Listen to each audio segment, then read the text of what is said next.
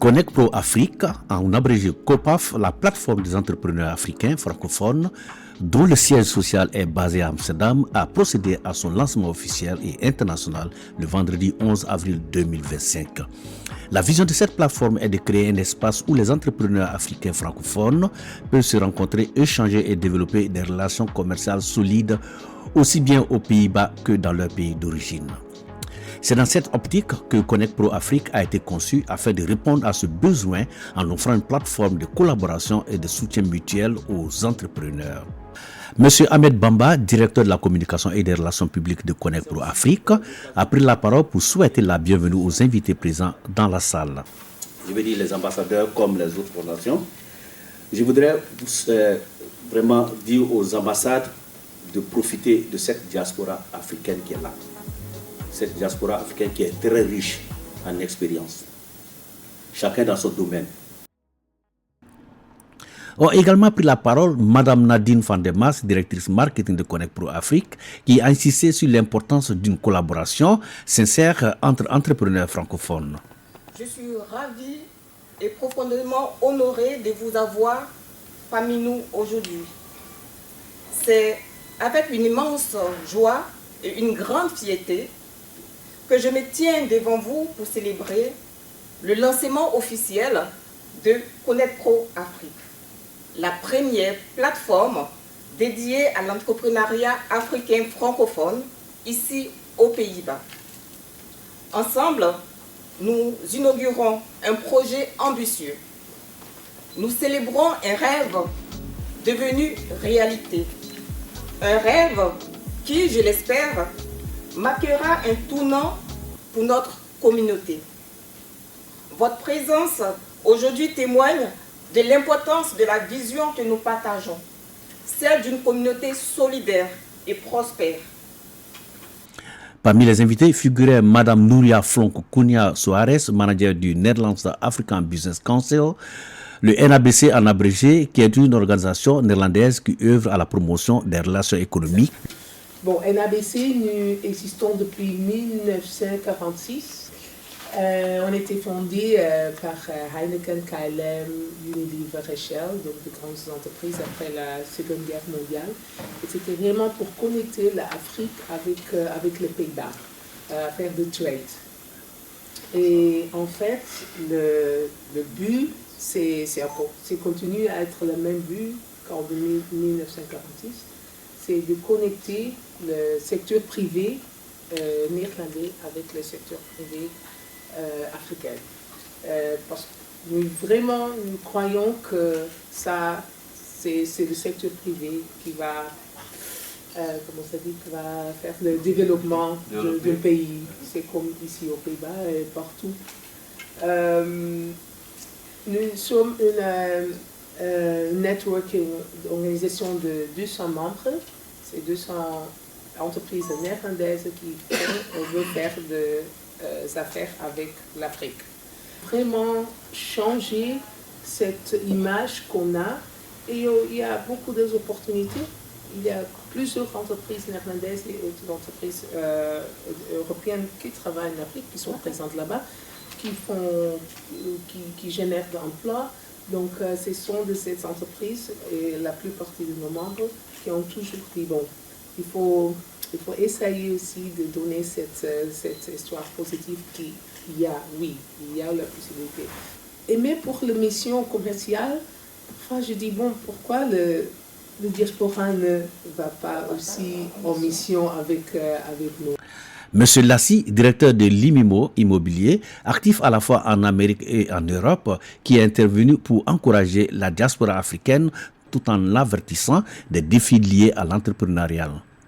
L'immobilier, je l'ai fait en association. On en parlait de ça tout de suite, les gens ont des problèmes pour s'associer. Moi, j'adore m'associer avec les gens. Je me dis que sans association, on ne peut pas grandir. Il y a un proverbe, je ne sais pas c'est de quel pays, qui dit if you want to go fast, go alone. If you want to go further, go together. Si tu veux aller très vite, va tout seul. Mais si tu veux construire quelque chose de consistant et de solide, fais avec les gens. Voilà. Je pense que soulever un des armoires qui sont là-bas, là, tout seul, ce serait compliqué. Mais quand on le fait ensemble, ça va fonctionner. Et moi, c'est ma vie, ça. Ma vie, c'est comment partager. Qu'est-ce que lui va gagner, moi aussi je vais gagner, on construit ensemble, tout le monde devient mieux dedans. C'est ça. C'est ce que moi je veux voir la vie. Voilà. Et de là, je suis allé ici. Donc, qu'est-ce qu'on doit voir ici? J'ai quitté le côté droit et le côté gauche pour aller au côté droit. Ici, le côté droit, le côté gauche, le problème c'est quoi? Enfin, ce qui me concernait, c'est que j'étais trop dépendant de gens. Et il y a quelque chose que je n'avais pas. C'était la liberté. La liberté de me lever quand je veux. La liberté de ne pas, quand je vois les gens dans l'embouteillage, de me dire, non, j'attends encore avant d'aller à la chose. La liberté voilà ma fille qui est là, c'est ma fille qui est derrière là, Ivory, voilà.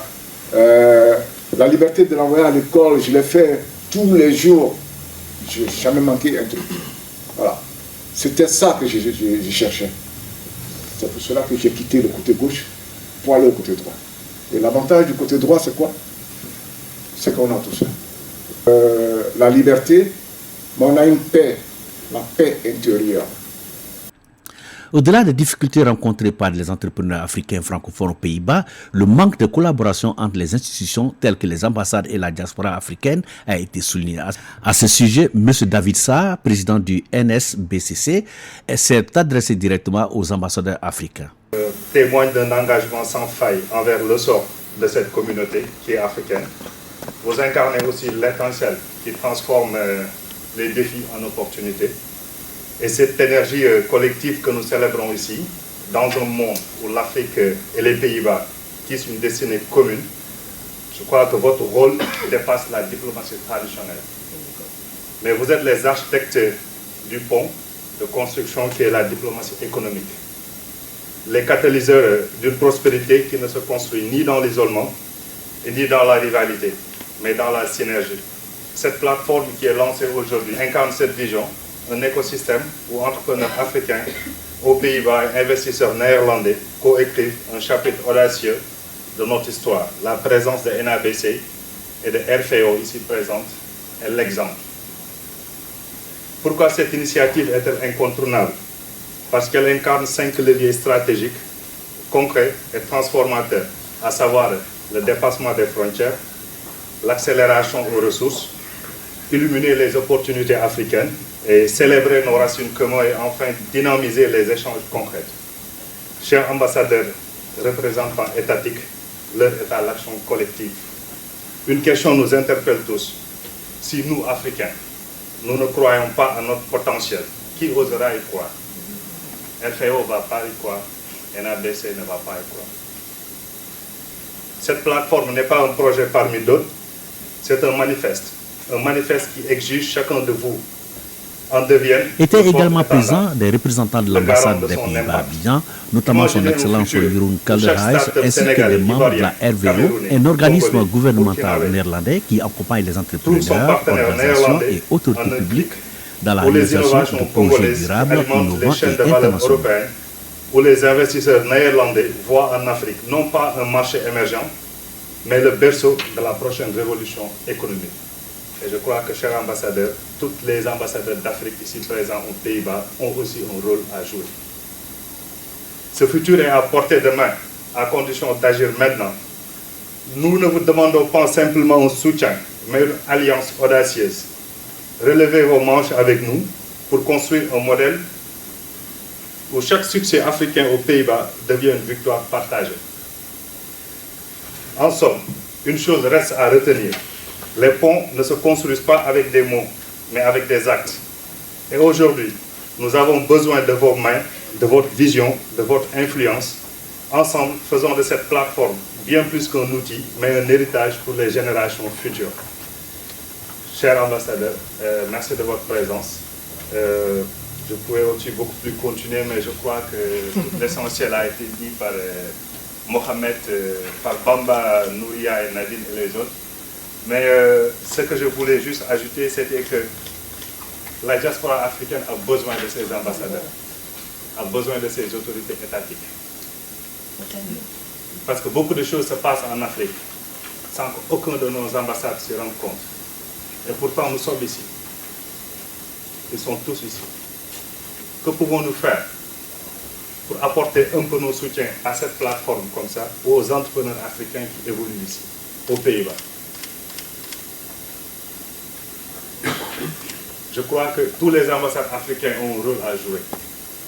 Je crois que nous devons beaucoup plus penser maintenant sur la diplomatie économique, mais pas sur la diplomatie étatique, bon, qui a toujours son rôle à jouer.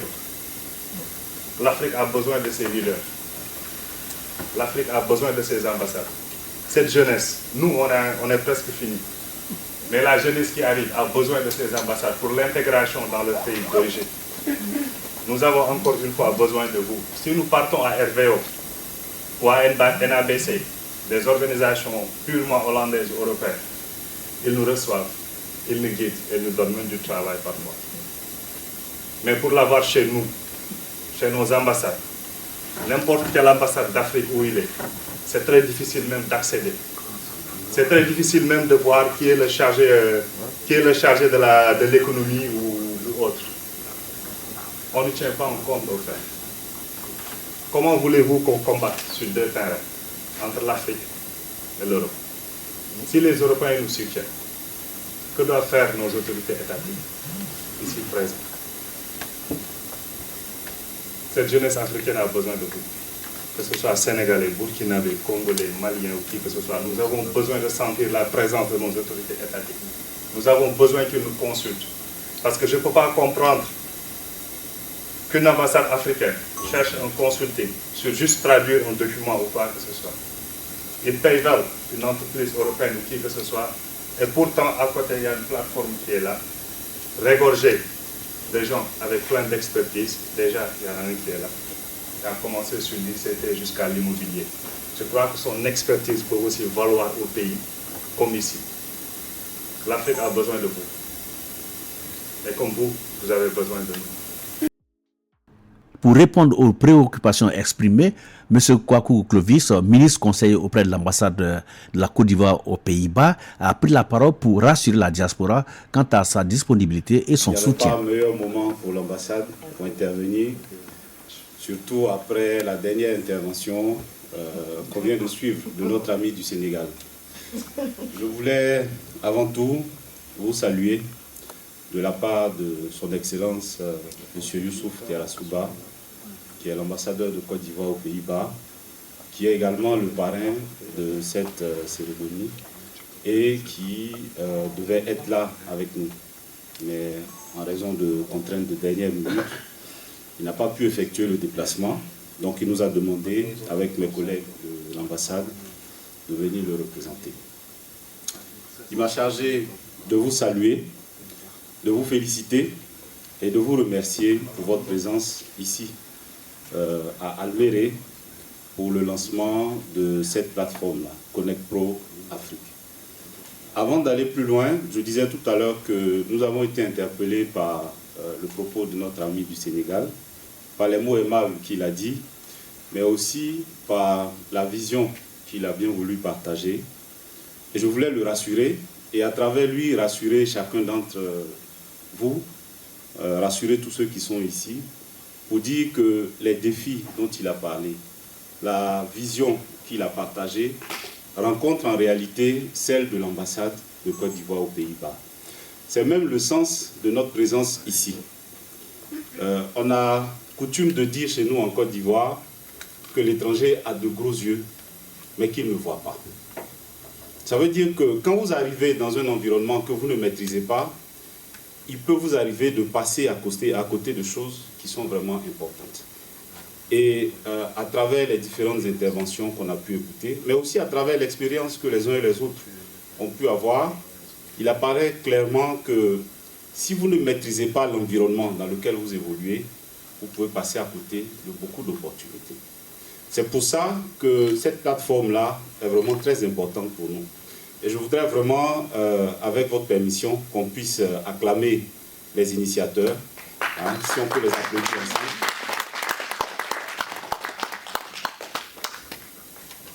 Le développement de nos pays, d'une manière générale, parce que la plateforme c'est Connect Pro Afrique.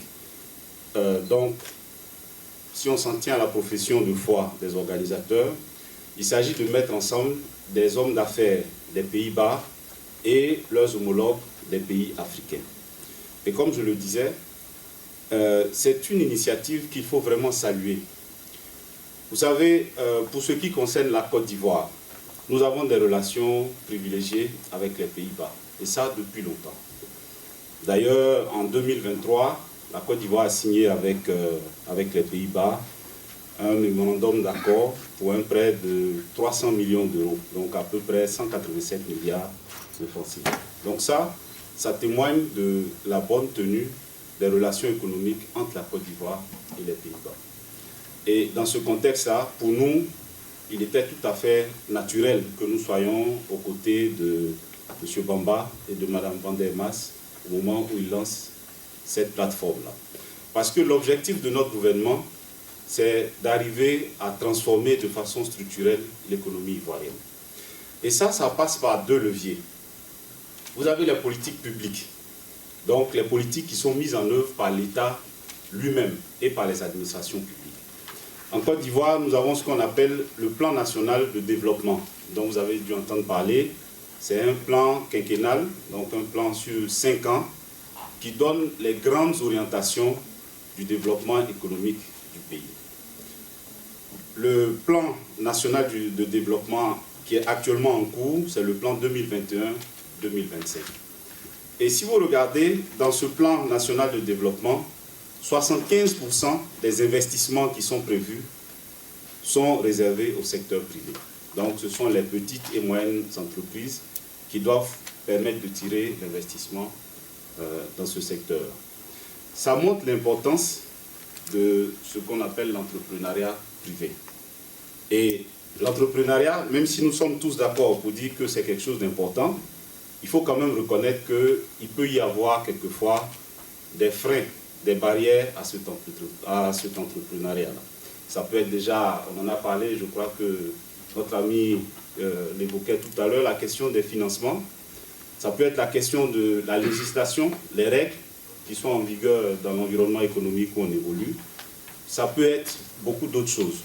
Et parlant des Pays-Bas, à ces barrières-là, il faut ajouter aussi quelquefois la barrière linguistique et même des barrières culturelles, parce qu'il y a des façons de faire ici qui sont différentes de ce qu'on peut observer dans les autres pays. Et c'est là où la plateforme Connect Pro Afrique a tout son sens, puisqu'elle est portée par des gens qui connaissent le terrain, qui ont l'expérience des Pays-Bas et qui peuvent apporter leur appui aux entrepreneurs qui viennent d'ailleurs. Donc nous sommes solidaires de cette plateforme-là. Nous espérons qu'elle va pouvoir porter ses fruits, mais en même temps, c'est un défi. C'est un défi pour les organisateurs, c'est un défi pour tous ceux qui sont ici. Parce qu'en réalité, nous sommes ici au lancement, mais pour que cette structure puisse être pérenne, pour qu'elle puisse s'inscrire dans le temps, il faut qu'elle puisse faire la preuve de son sérieux et que, à travers cette plateforme-là, il puisse y avoir des collaborations qui, effectivement, permettent d'attirer des investisseurs des deux côtés, pas seulement ici, mais qui permettent aussi aux investisseurs qui sont ici aux Pays-Bas de pouvoir, n'est-ce pas, se rendre dans nos différents pays. Donc, je ne serai pas long, juste ces quelques mots pour, encore une fois, vous saluer et vous féliciter au nom de son Excellence, Monsieur l'Ambassadeur, vous assurer du soutien de l'ambassade de Côte d'Ivoire dans son entièreté. Vous avez vu que nous sommes venus à Troyes aujourd'hui. Ce n'était pas évident parce que vous connaissez un peu les calendriers et en particulier cette semaine est assez chargée pour des raisons que vous connaissez déjà. Mais il fallait que nous soyons là. Non seulement parce que la question de l'entrepreneuriat est importante pour le gouvernement ivoirien, pour la politique de développement de la Côte d'Ivoire, mais aussi parce que cette plateforme-là est une initiative de la diaspora. Et ça marque l'importance que nous accordons au rôle que les diasporas peuvent jouer dans le développement des différents pays du continent. Donc, je voudrais, au nom de l'ambassadeur, vous saluer, vous souhaiter bon vent, féliciter les organisateurs et espérer que Connect Pro Afrique puisse s'inscrire dans une logique de développement durable au bénéfice des économies des différents pays de l'Afrique. Je vous remercie. Après la partie officielle, on a suivi le réseautage, c'est-à-dire le B2B, où les entrepreneurs africains, francophones et les entrepreneurs néerlandais se sont rencontrés pour parler d'affaires.